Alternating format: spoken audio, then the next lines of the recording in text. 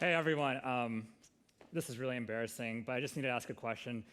Could I borrow some money from anyone? Anyone? I just need 10, 20, maybe 30% of your income. Is that okay? Any takers? No?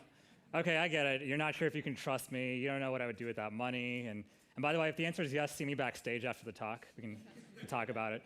But you're laughing, but the thing is, we give that much money every year to the government, yet 80% of us don't trust government to do the right thing.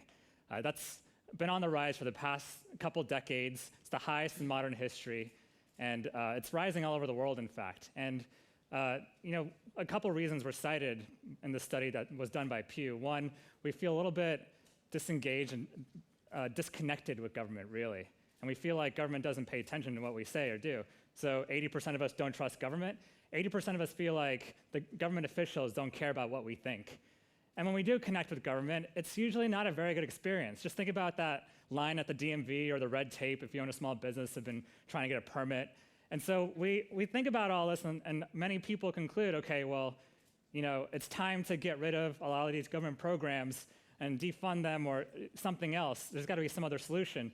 But at the same time, the government programs themselves, people actually trust those and even rely on those. Things like defense, things like food safety, even fixing potholes and infrastructure. And so what we really need is a better government, one that works for us and one that we can trust. So I want to talk about what you can do to make our government better and whether it's possible and why it's so important. But I want to take a step back first. When we think about government, what do we generally think about? So I think about politics. And this is like the horse races. These are the election polls and the talking heads on CNN. And it's in our face all the time. But it's important. It's important to our democracy, important to our government. Then we also think about policy. These are the rules. These are the laws and the ordinances. And obviously, without good laws and good rules, we're not going to have a very good government, right? Not a very good functioning society. But then there's one more thing that we think about maybe a little bit less than these two, and that's process. And it sounds like a dry thing, but it's really important. Process is both the implementation, we'll call that I, of these policies. So, if you've got a policy that you want to enact, what's the end user's experience from that? Or the deliberation of these policies. So that's the process by which we got to that policy. Was there a lobbyist involved? Was it bipartisan? Now, I've worked in all three branches of government, and in the private sector, I've worked with governments all over the world. And from all that experience, the one thing I've learned is this. Politics, policy, process, you need all three in order to have a successful outcome in government. You cannot do one without the other two and expect a successful outcome. So you could have a great policy, really well written, and it could have a lot of political support. Everyone loves it. But if there's no process to implement it that's going to work, or if the stakeholders that need to be involved aren't involved from the beginning, it's not going to work out very well in the long run or in the short run. And process is actually a big part of the explanation, more than you think, as to why the trust in government has been on the decline for the past couple of decades. Think about those long lines at the DMV. That's poor implementation. If a private sector entity did that, no one would go to them. Think about deliberation, how we don't feel like we're included or our voice matters as much. We're not included from the very, very beginning on a lot of these policy processes. Bad deliberation, bad process. Now, I have some good news, finally. The good news is that while better government starts with better process actually starts with you. And I'm not just saying this to make you feel better. It's true. So my first job in politics was in Capitol Hill. My job was actually to receive calls, emails, and messages from constituents.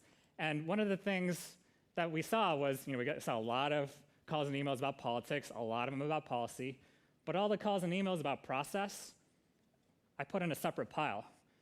And those were priority calls and emails. You see, when veterans started calling about how the Veterans Health Administration had a big backlog of claims that they needed to process, and so veterans weren't getting their benefits, we made that our #1 priority in the office. We made sure every single veteran was able to get through that process, and we called an email to VA and we said, you need to fix that process. And when farmers started calling and emailing us and telling us that because of freezing temperatures, they had record low crop yields, we made sure that the US Department of Agriculture fixed their process of getting them emergency relief that they needed.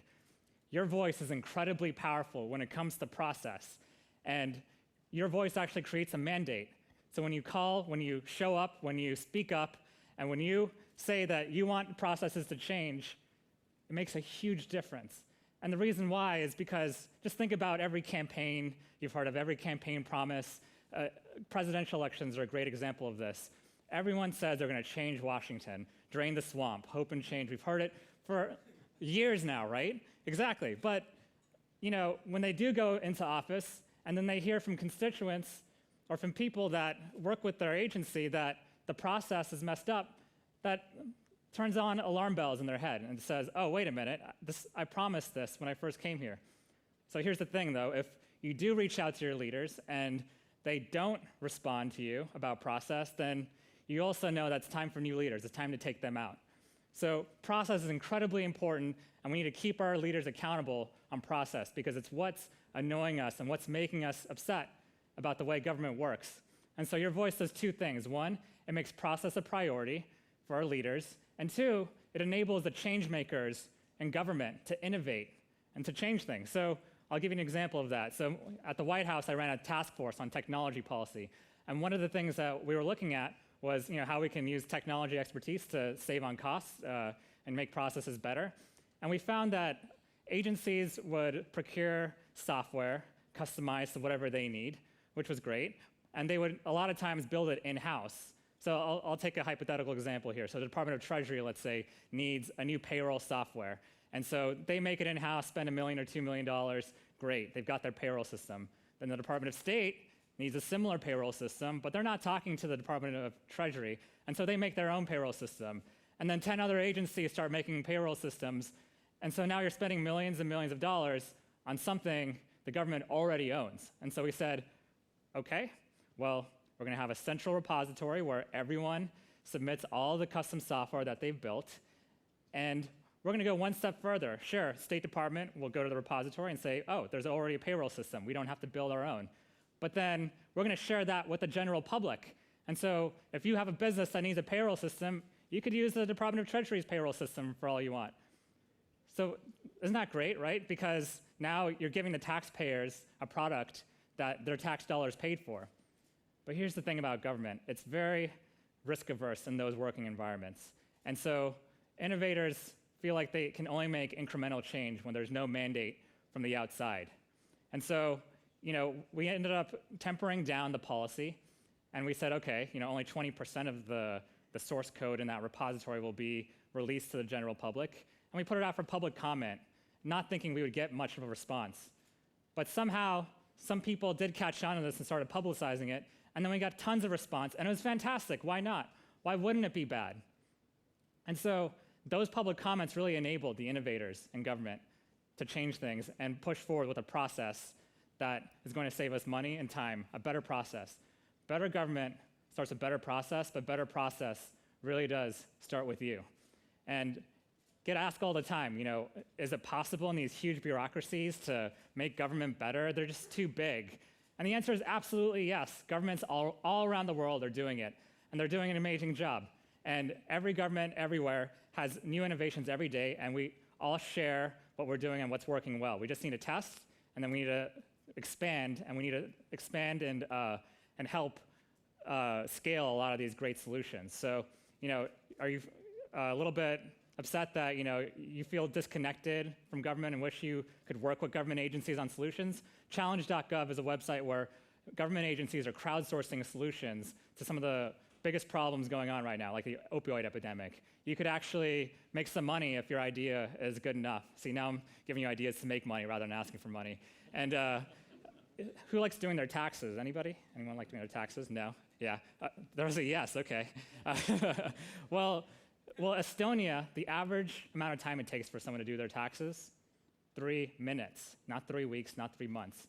Why can't we do that? Eventually, that's something to shoot for, right? So there are great solutions going on all around the world and even in our American government. And all we need to do is find the ones that can be scaled and scale them with your help.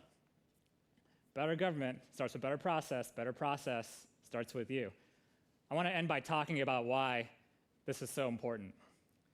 So there once was a man named Kalyanam. He lived in India. He served in World War II in the Indian military, and afterwards he stayed active duty.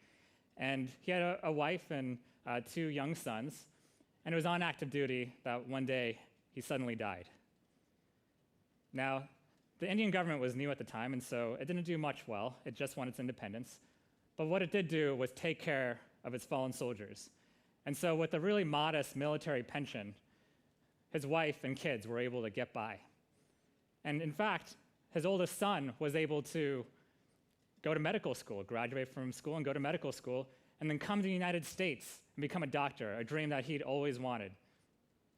Now, if the Indian government had screwed up that pension system in any way, if there was fraud and abuse, if 1 or 2 payments got lost, then I don't know if that boy, my father, would have been able to fulfill his dream. You see, we all have stories like this. And we're pretty resilient people. We're pretty self-sufficient. We don't need the government all the time. But it'd be nice to know that if we had a government that we could trust, that when the time came, we'd be able to rely on it. So, better government starts with better process. Let's start a movement for better government, and let's start a movement for better process. Thank you.